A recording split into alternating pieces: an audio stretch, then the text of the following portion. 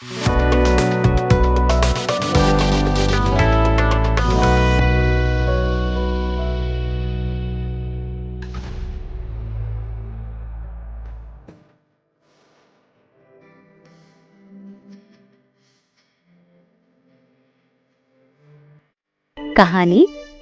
माँ बेटा।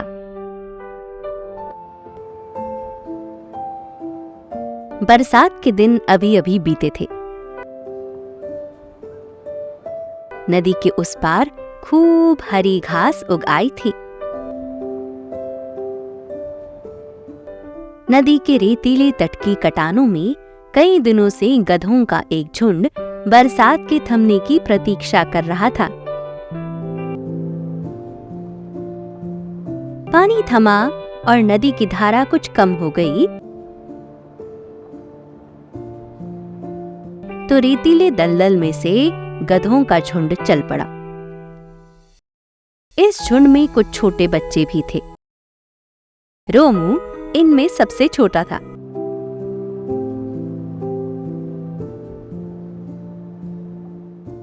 माँ भी जब रेतीले दलदल में आगे चल पड़ी तो रोमू भी उसके पीछे पीछे भाग खड़ा हुआ। रेत से पैर सन गए। फिर नदी के पानी को पार करते हुए पैर धुल भी गए। पर नदी पार करके ऊंची ढलान पर चढ़ते हुए रोमू का पैर चट्टान से टकरा गया और वो घायल हो गया।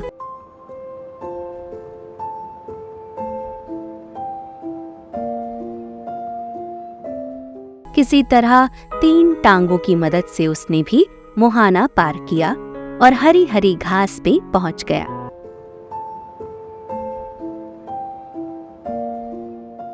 गधों का झुंड हरी घास को देखकर उस पर टूट पड़ा और जल्दी ही चरता हुआ आगे बढ़ गया। रोमू की माँ बादामी भी घास चरने लगी।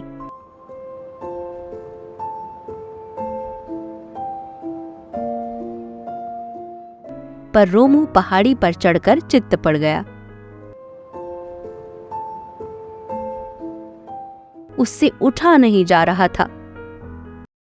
माँ बहुत देर तक उसके आसपास ही घास चरती रही।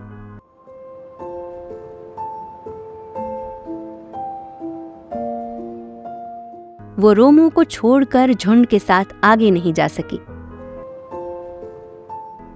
उसने बार बार थूथन से रोमू को सहलाया।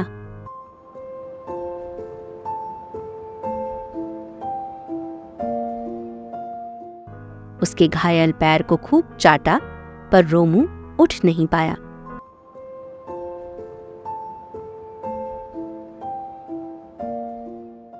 माँ ने देखा उसके साथी बहुत आगे निकल चुके हैं। माना कि ये बस्ती के पास का इलाका है। यहाँ बड़े बाघ, शेर या गीदड़ नहीं रहते।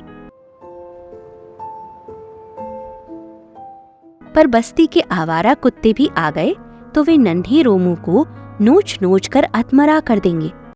माँ को बहुत फिक्र हुई। रोमू अब तक भूख से बहुत बेताब हो चुका था। दूध पीने के लिए उठना ही पड़ेगा, उसने सोचा और उठने की कोशिश करने लगा। 1, 2, 3 बार वो उठा और लड़खड़ा कर गिर पड़ा। अब माँ को रोमू पर गुस्सा आ गया। उसने थूथन से एक जोर की चोट रोमू की पिछली टांगों पर की। रोमू माँ के भय से उठ खड़ा हुआ। वो लड़खड़ाता हुआ माँ के बदन से सट गया और दूध पीने लगा। माँ ने प्यार से उसे सहलाया। डाचू डाचू, रोमू चल जल्दी दूध पी, आगे चलना है। डाचू डाचू।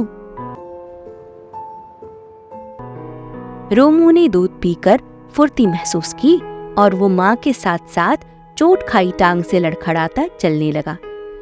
इतने में कुत्तों की भौंकने की आवाज। डाचू डाचू, रोमू चल। रोमू 3 टांगों पर दौड़ने लगा। माँ ने देखा 2 कुत्ते पास आ पहुंचे थे। वे रोमू को लंगड़ाता देखकर उस पर झपटे। माँ उन पर झपट कर उन्हें हटाती तथा रोमू को साथ साथ लिए आगे बढ़ती रही। कुत्तों ने कई बार रोमू की पिछली टांगों पर हमला भी किया।